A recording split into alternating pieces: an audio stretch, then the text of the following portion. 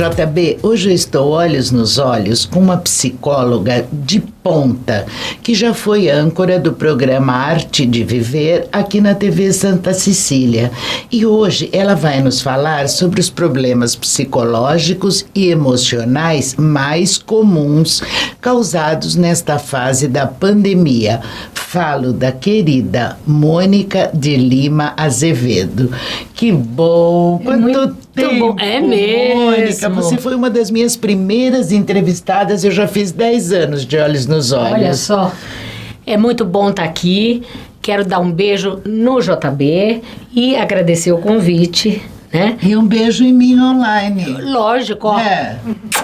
Querida, estamos aqui com todos os cuidados, com né, certeza, Mônica? Máscara, distanciamento. E olha, é a primeira vez, é um privilégio, é a primeira vez que eu tô saindo depois de 130 dias, porque realmente eu tô respeitando bastante. Olha, eu só tenho que te agradecer, minha querida, tá? É um prestígio para nós do programa.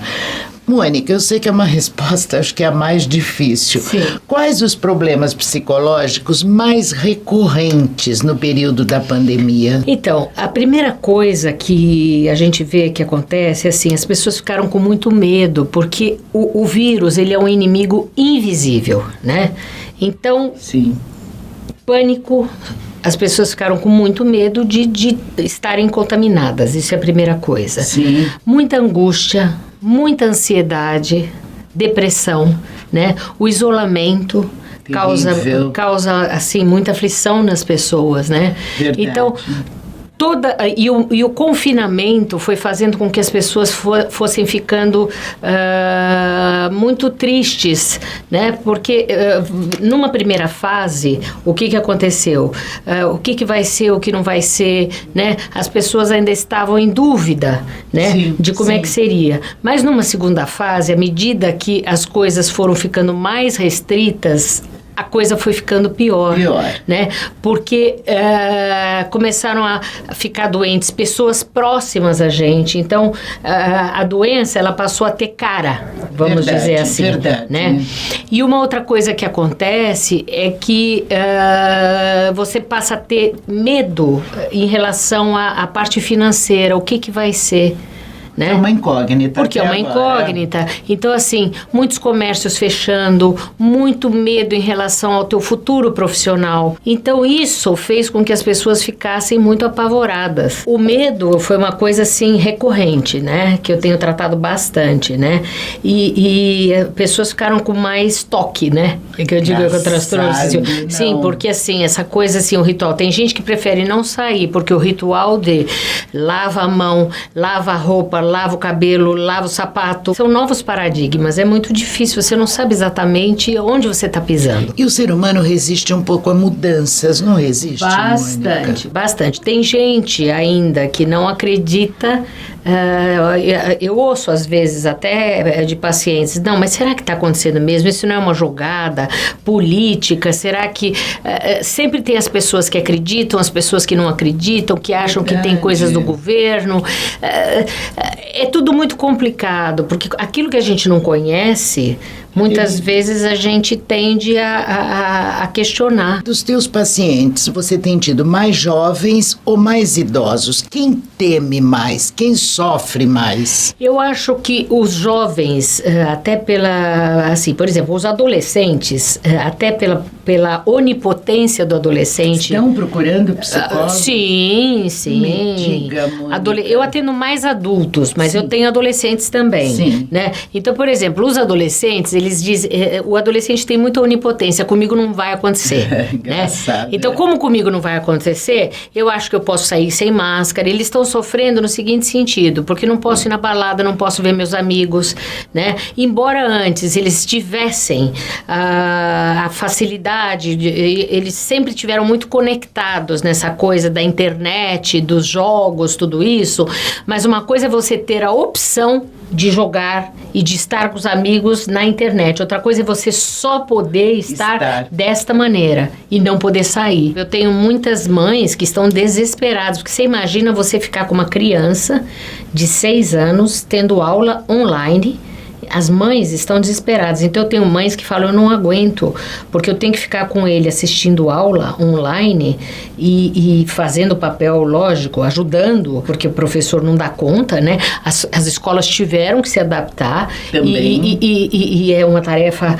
hercúlea, difícil, né? E estão tentando e estão fazendo até que muito bem, né? Mas veja bem, você pôr uma criança de 4, 5 anos sentada horas, porque é mais difícil você estar tendo aula online do que você ter aula presencial. Tenho mães, por exemplo, que me relatam que o filho de 5 anos começou a ter aula online e daqui a pouco caiu no choro porque não aguentou. Tenho um caso, por exemplo, sem citar nomes, evidentemente, de uma determinada pessoa que tem 3 crianças em tempo integral, numa escola integral. Sim. Então, ela teve que comprar 3 computadores, o marido trabalhando online e ela tendo que assistir os 3. E os 3 numas idades 5, 7 e 9. Nossa. Ela está enlouquecida. E agora, quando falam que as aulas, por exemplo, vão voltar 30%, um dia na semana, com máscara, quer dizer, o pessoal ainda está muito difícil, né? Tenho relatos, por exemplo, de pacientes que dizem que vão ficar já estressados de imaginar os filhos correndo risco, porque tem idosos em casa, porque você tinha me perguntado anteriormente quem sofre mais, os adolescentes ou os adultos jovens que não podem sair. Mas os pais que têm filhos, às vezes, na faculdade, já estão desesperados e fazendo abaixo-assinado. Eu tenho pais com filhos na medicina dizendo que vão entrar com mandado de segurança porque não querem que os filhos voltem para a faculdade. Porque tem que fazer aulas de laboratório, mas acham que os filhos vão correr risco. Então, veja, eu não sei como resolve essa equação. É muito difícil. Agora, Mônica, além desses distúrbios psicológicos, você percebe mudanças nas pessoas? Eu sou assim e estou assim. Percebo. Eu acho que tudo isso que está acontecendo fez com que as pessoas, de alguma maneira, percebessem que alguns comportamentos precisam mudar. Por exemplo? De alguma forma, você não tem necessidade de uma série de coisas que você achava que tinha. Um consumismo, às vezes, excessivo, né? Então, as pessoas estão consumindo menos, né? Percebo mais solidariedade nas pessoas, né? Ótimo. Preocupação com o próximo. Claro que existem aqueles que são egoístas e que vão continuar egoístas. Veja, nós estamos num mundo que eu acho que cada um tem um nível evolutivo, né? Existem pessoas mais evoluídas, outras menos. Mas todos nós estamos aqui para um aprendizado, lógico. Então, de uma certa maneira, percebo que algumas pessoas se preocupam mais. Você vê tantas pessoas tentando ajudar o próximo. Será que isso veio para o pessoal mudar mesmo, para dar uma virada aí na nossa história? Porque o pessoal amanhã, o pessoalzinho jovem vai contar a história, virou uma história hoje de vida, né? Veja, a gente sempre fala que ou a gente aprende pelo amor ou pela dor, né? Verdade. Nós estamos tendo que aprender pela dor, né? Então você vê que às vezes você vê um monte de pessoas aglutinadas e tem gente que eu ouço alguns pacientes dizerem que ficaram com raiva porque viram determinadas pessoas aglomeradas sem máscara. Então você vê as pessoas enfurecidas. Esse é um movimento global, porque você vê que não é um país contra o outro, entre aspas, né? Claro que a gente ainda tem um pouco disso, mas isso atingiu todos nós. Eu queria ver se você dá umas breves dicas para como a gente alcançar um pouco do equilíbrio emocional, mental, daqui para frente, porque nós ainda estamos na pandemia, né? Eu acho que são alguns pilares. Exercício físico é uma coisa que ajuda muito. Que bom. Ter rotinas, nunca ficar de pijama dentro de casa, porque isso é péssimo. Verdade. Né? Então, exercício físico, você sempre ter uma rotina e pelo menos por dia uma coisa que você goste, fazer uma coisa que te dê prazer, né? Buscar amigos, ou pintar, ou telefonar para alguém, sempre buscar alguma coisa que possa te agradar, Que coisa boa. Isso não é difícil, né? Não é difícil. Quer dizer, não é tão difícil ser feliz, mesmo numa situação como nós mundialmente estamos, né? Higiene do sono, buscar sempre dormir bem e uma boa alimentação.